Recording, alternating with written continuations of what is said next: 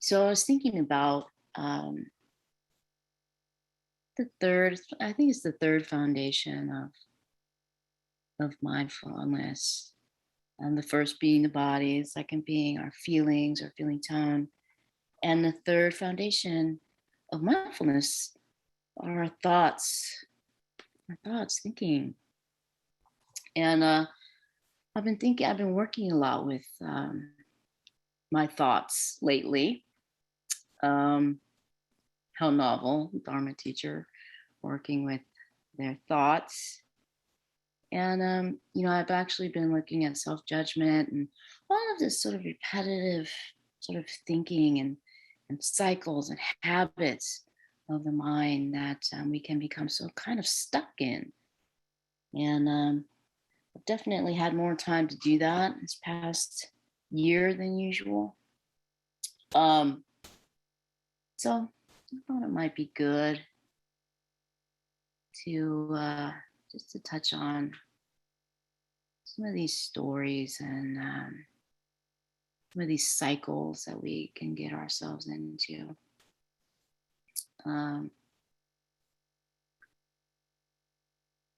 Even how we learn to express our gender is just a story that we're taught and that we absorb, and it becomes part of our beliefs. Girls dress a certain way and play with certain toys and behave in a certain way. Boys play with these toys, dress this particular way and behave this particular way. It's just beliefs. And so in very much the same way, we kind of teach ourselves, through life, we develop these stories and become our core beliefs about ourselves, about our lives. And so we can work with them. So we're going to do an exercise a little bit later. And I'll show you some ways that we can work with these types of thoughts. And that have been very helpful for me. One of my teachers, Tara Brach, she cracks me up. She refers to our inner dialogue as our own home movies, so our own sort of personal home movies with ourselves at the center as the stars, right? Anyone have this? Basically, from the moment we wake up until we go to bed at night, we're just kind of up here, the star of our own movies. I think it's so hilarious, and the storylines can be so elaborate and repetitive.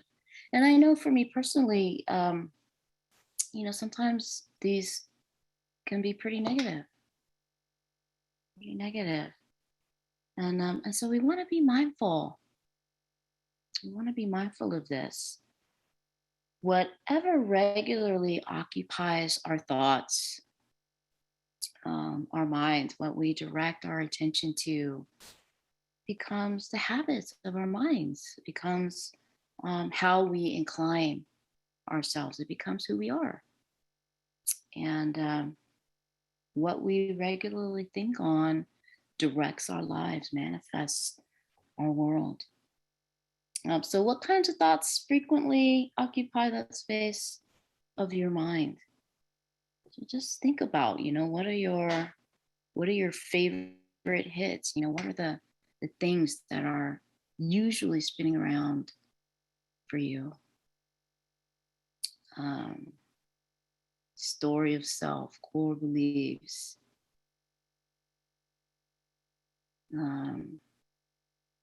Maybe it's that,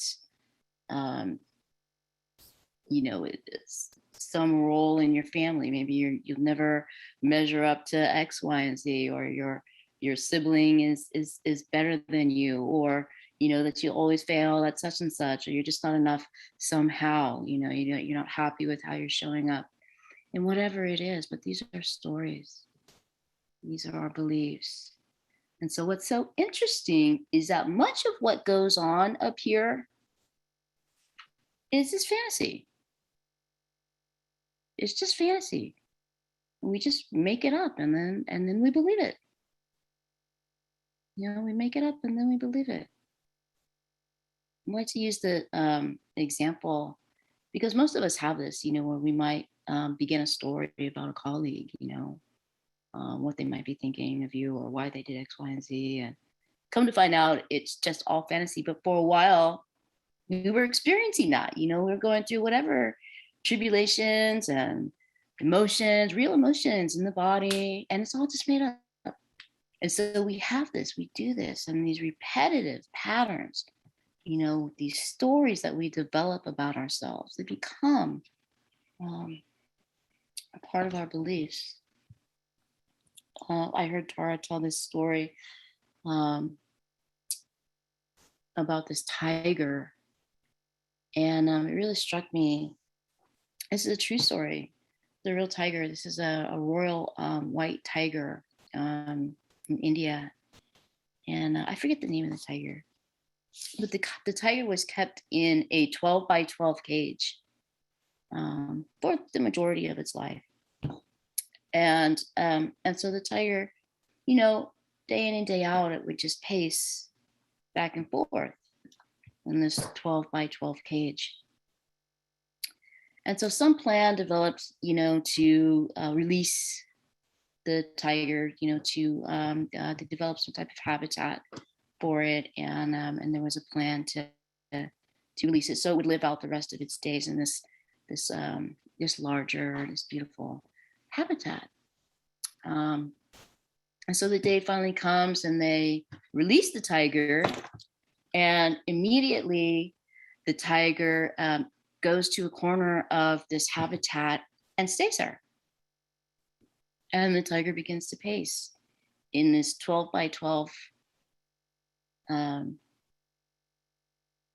pattern, just like the cage. And so much so that it wore the grass down to the dirt. And it did that until it died for the rest of its days. So our beliefs are very powerful. Our thoughts are very powerful. Much like the tiger, we can sometimes trap ourselves and keep ourselves confined in these stories that we create. Ever hear that saying that our thoughts are real but not true? Thoughts are real but not true. What does that mean? So we are having the thoughts, so that experience is real. Whatever we're putting ourselves through, moment to moment, we're experiencing. It's an actual experience. We feel the emotions in our bodies. It's real. But is the content true? Is the belief or story a reality?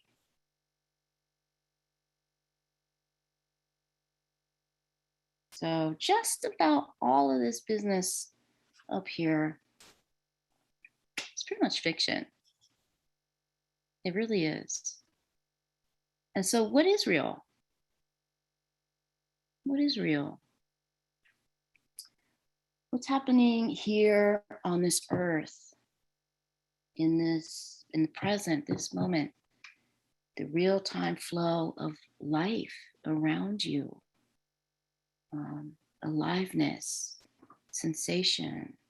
We can interact with it. We can engage this flow of life in real time, however we like. And there is real freedom there. So thoughts are just thoughts. So we begin by recognizing thoughts, by recognizing story. And when you catch yourself in one of these cycles or habitual thought patterns, just as with judgments, I've worked with kids for many years, and so we'll set up agreements sometimes at the beginning, and some will say, "Oh, no judgments, we don't judge," and someone else will say, "Oh, we can't help, when judgments arise, they just arise." And that the important thing is just to know that it's a judgment. So in that same way, you're in these stories, whatever it is, we wake up with despair, uh, catch yourself mired in anger or resentment about something. Just know that these are only thoughts. These are only thoughts. And so even deeply seated core beliefs that we hold can begin to unravel. We can begin to recognize they're just thoughts, just story, just belief. And it's really can be really profound, really powerful. Something shifts just in that recognition. So you can start by practicing in this way, working with your thoughts. And a very quick nutshell, sort of 3 steps, 3 ways. First, you just name it, when you become aware. Just with mindful awareness, you just name it, story, trance, whatever it is, you just know that that's happening.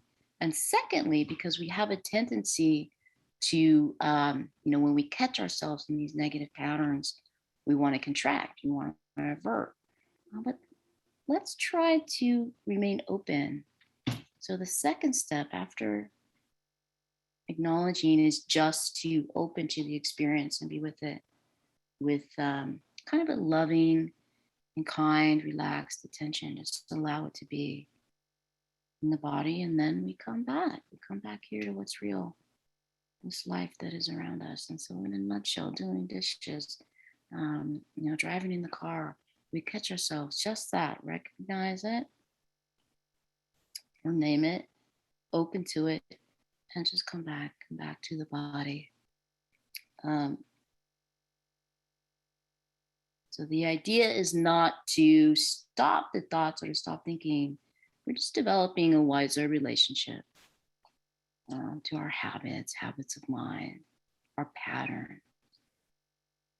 And so when we can wake up in this way and name what's happening, it kind of takes us out of the experience, kind of wakes us up out of the make-believe that we create. And so we're not as trapped in our identity with it. We kind of take ourselves out of the story.